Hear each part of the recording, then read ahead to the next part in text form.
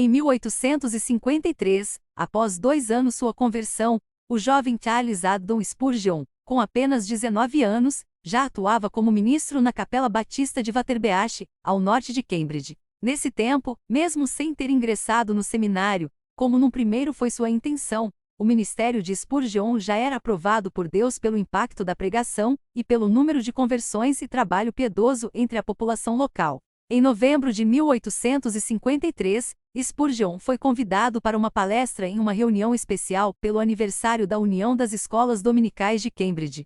A princípio seria apenas mais uma reunião se não fosse o fato de estar presente nesse evento um diácono batista chamado George Gould, que ficou muito impressionado com a pregação do jovem ministro.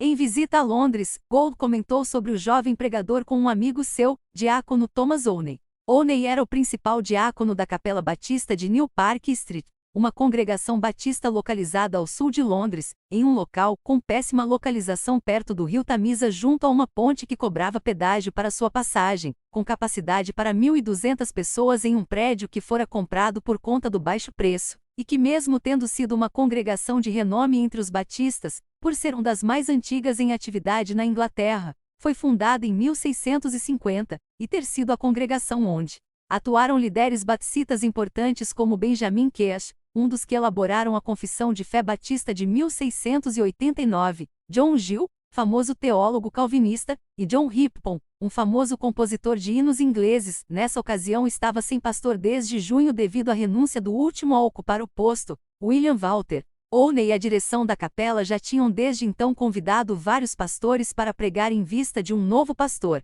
mas até o momento nenhum tinha sido satisfatório. Spurgeon então foi convidado para um teste por Owney, e chegou em Londres pela primeira vez em dezembro de 1853. Spurgeon em um primeiro momento ficou chocado com a cidade grande, afinal, ele foi sempre do interior, e não gostou muito da cidade, das ruas cheias, fétidas, e do ar poluído da Londres em plena Revolução Industrial. Mas isso mudou após sua primeira pregação no domingo, 18 de dezembro de 1853. Nessa manhã Spurgeon pregou esse sermão que você lerá em seguida, baseado na Epístola de Tiago. Pregou como pregava em Waterbeach para um público de 80 pessoas apenas.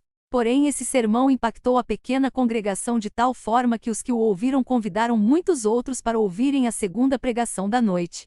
Após esse dia, Spurgeon foi convidado para pregar outras vezes em janeiro de 1854, e após alguns meses foi convidado para ser pastor titular, sendo eleito em abril pastor titular, com quase 95% dos votos da congregação efetiva de pouco mais de 300 membros.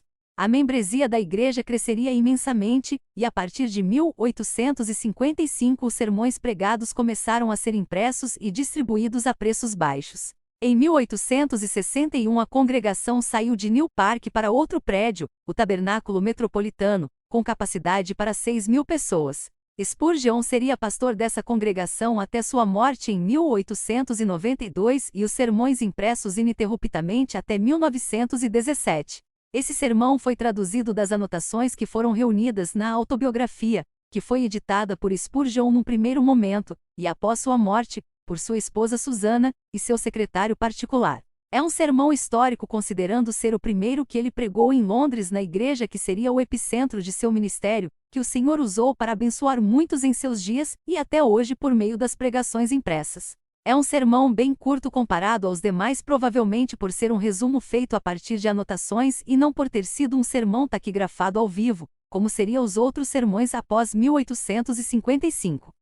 O Pai das Luzes. Primeiro sermão pregado por Charles Haddon Spurgeon, na Capela Batista de New Park Street, em Londres, no domingo de manhã do dia 18 de dezembro de 1853.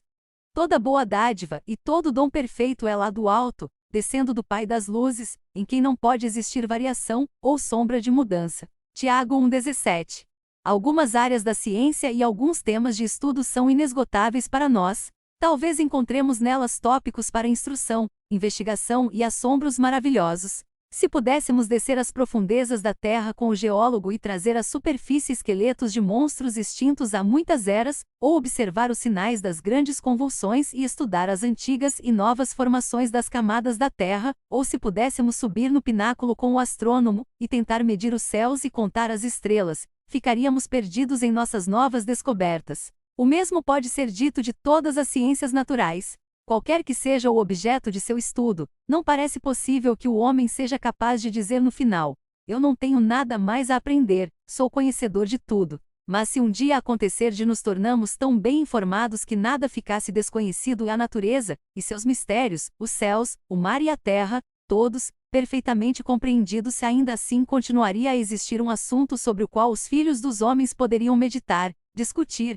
refletir e ainda ser desconhecido em grande medida. Esse assunto é Deus, do qual, com humilde reverência, falo nesse momento. Que o Santo Espírito nos dê a sabedoria para ampliar nossas mentes e guiar nossos corações em um entendimento da parte da verdade que lhe diz respeito, e que nos é revelada no texto de nossa consideração hoje. Temos aqui uma figura majestosa, um atributo glorioso. Terceira, um grato reconhecimento. Uma figura majestosa. Deus aqui é chamado de o Pai das luzes, comparando-o com o Sol. É a mais pura verdade que este mundo inferior é o reflexo de um mundo superior. Nele, uma vez, a face de Deus pôde ser vista num lago transparente e límpido.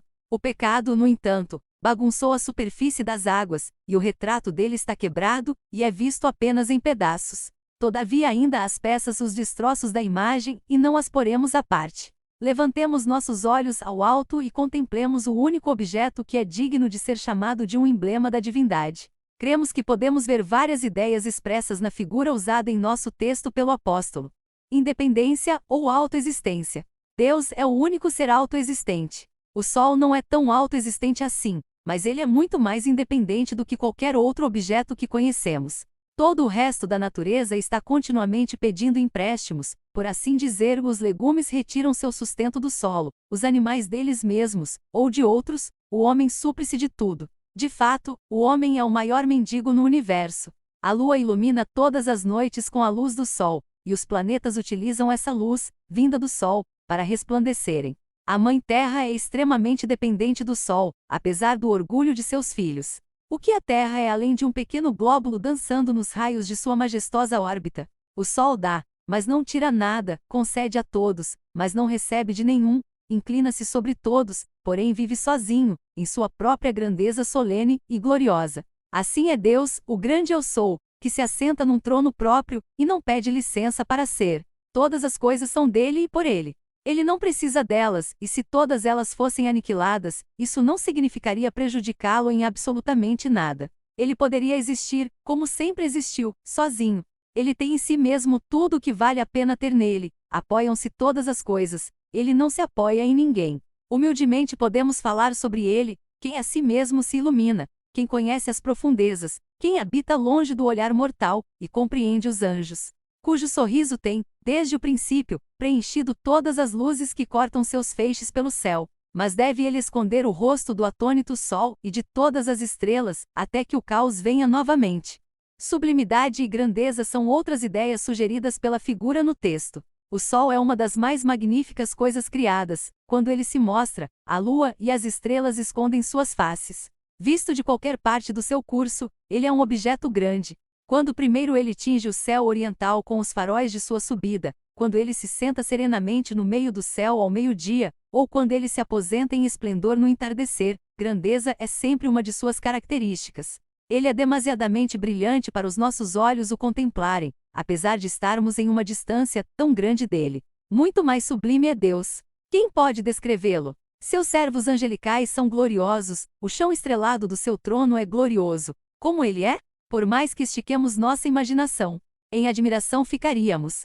Bem fazem os anjos ao cobrirem com véu seus rostos, pois até seus olhos não podem suportar seu brilho. Nenhum homem pode vê-lo. Suas costas foi tudo o que Moisés viu. Mesmo que tomássemos emprestado os olhos e as asas da águia, e voássemos até a glória celestial, e tentássemos isso uma e outra vez, perceberíamos finalmente que o homem não pode ver Deus. Nuvens e escuridão estão em sua volta, e dele mesmo pode ter dito: escuridão com excessivo brilho faz com que tuas luzes apareçam. Poder também parece uma ideia proeminente nesta expressão do apóstolo, o Pai das luzes. O sol é como um gigante saindo de seu aposento, e como um homem forte, ele se alegra em correr sua corrida. Ele arrasta o sistema solar inteiro em seu trajeto majestoso, e ninguém pode se opor a ele. Como poderosamente ele mantém seu curso. Assim também é nosso Deus glorioso em seu poder. Ninguém sabe o tamanho do seu poder, é infinito. Ele fala, e sua palavra é o próprio poder. Ele decide, e sua vontade é onipotente. Quem pode frustrar seus propósitos? A natureza pode frustrá-lo? Não. As colinas derretem como cera na presença do Senhor. Elas saltam perante ele como carneiros. Pelo seu poder, as águas são divididas, o fogo não queima seus servos, bestas selvagens são domadas. Ele levantou o dedo e veio o dilúvio sobre a terra durante 40 dias, e as águas cresceram e levantaram a arca, e ela se elevou por cima da terra com Noé e sua família. Em vão poderiam montanhas, estrelas e todos os elementos da terra guerrilharem contra ele. Quem pode vencê-lo em batalha? Será o homem? Não. Ele conta todos os homens, mas são como uma gota num balde. Aquele que está assentado no céu tem seus inimigos em escárnio. Os demônios no inferno devem resistir-lhe? Não. Uma vez eles caíram da beirada do céu, é em vão o seu rugido. Satanás está acorrentado e é levado acorrentado em espetáculo. Ele é escravo de Deus e involuntariamente obedece seu mestre. Ó amados, Deus é aqui revelado para nós.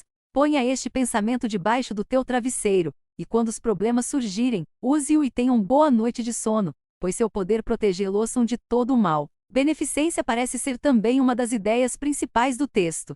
O sol é absolutamente necessário para o nosso ser. Não haveria luz, nem calor, nem vida, nem chuva, nem nada sem ele. É necessário também para o nosso bem-estar. O sol é de fato o grande filantropo. Ele visita toda a terra, e dá livremente a todos, tanto para o camponês, como para o príncipe. Pode-se amaldiçoá-lo, ou abençoá-lo, e ele é o mesmo, ele não recusa a luz dele nem ao criminoso. Assim também é Deus, o bom, o muito bom. Se ele ocultasse sua face, o céu não seria o céu. Sem Deus, o universo todo seria um vale de ossos secos, uma horrível casa de horrores, uma horrível tumba. Ah, como é bom nosso Deus! Ele não restringe suas misericórdias para nenhuma raça. Os bárbaros dos lugares mais distantes são bem-vindos ao seu amor como qualquer um de nós. O pecador recebe sua graça e perde sua antiga natureza maligna. Ele a oferece aos pecadores e aos ingratos. E se os homens não fossem por natureza cegos, eles viriam através da sua luz que o defeito é neles e não nele. A luz do sol que brilhou no meu berço brilhará no meu leito de morte e lançará um brilho em meu túmulo. Então Deus, o beneficente e clemente, revele nosso caminho com a luz do sol. A terra é como um sepulcro triste sem ele, mas com ele, é leve e alegre, como um terraço numa casa, ainda mais feliz.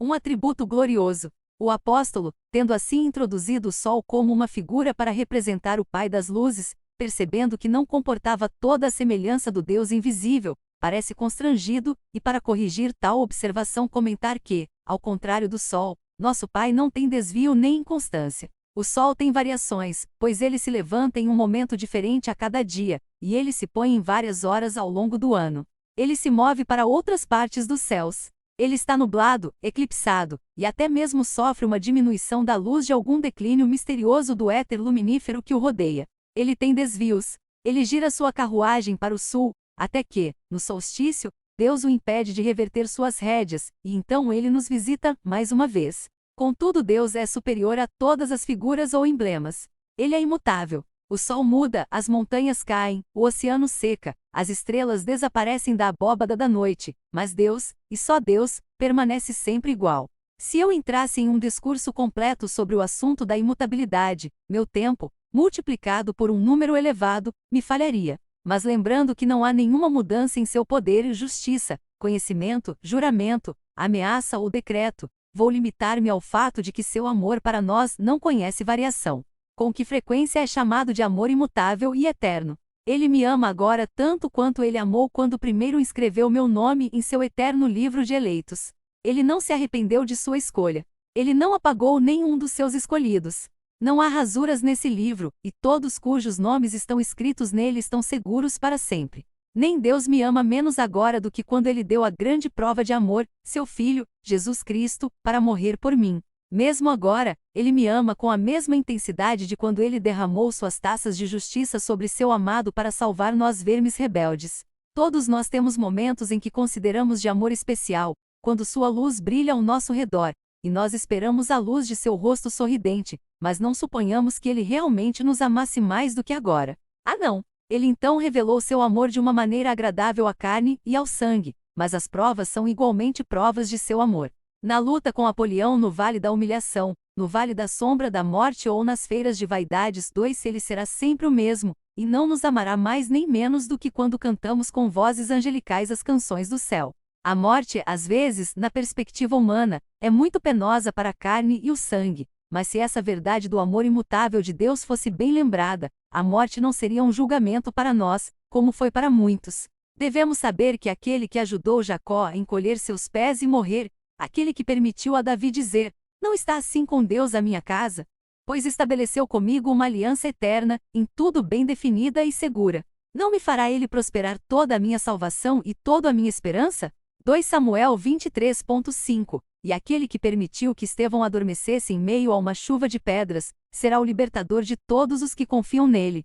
Durante a eternidade, não haverá lágrimas, nem um suspiro de contendas, mas a mesma unidade ininterrupta e abençoada prevalecerá para sempre, e Deus continuará a conferir-nos o seu amor imutável. Graças a Ele por nos amar tanto. Um grato reconhecimento. O apóstolo, tendo introduzido Deus como o Pai das luzes e qualificado a figura, agora passa a atribuir todos os bons presentes a Ele. Toda boa dádiva e todo dom perfeito é lá do alto, descendo do Pai das luzes, em quem não pode existir variação, ou sombra de mudança. Tiago 1.17. Parece perfeitamente razoável que, ao nascer do sol, a natureza o receba com uma canção, e não é mais razoável que, em nome do Pai das luzes, devemos levantar uma música? Os anjos podem cantar no céu, e Adão poderia ter rimado no paraíso, e todo cristão sente vontade de confessar e cantar também por suas dádivas. Desde a queda, este versículo teve uma ênfase adicional de significado, pois em nós, por natureza, não há coisa boa, e por nosso pecado perdemos todos os direitos a qualquer favor de Deus. Nossos dons naturais, como a beleza, a eloquência, a saúde, a vida e a felicidade, provem dele igualmente. Não temos nada que não tenhamos recebido. A terra um dia ressoará esta música emocionada pelo infinito, e o céu deverá se juntar ao coro, o caos e a noite gritarão em voz alta, e mesmo a voz involuntária do inferno grunhirá um reconhecimento do fato de que toda boa dádiva e todo dom perfeito é lá do alto, descendo do Pai das luzes, em quem não pode existir variação ou sombra de mudança. Eu consegui meu objetivo se você comigo, em seu coração dizer: a contemplação de Jeová. Glória ao Pai, ao Filho e ao Espírito Santo, como foi no princípio, é agora, e sempre será, para toda a eternidade. Amém.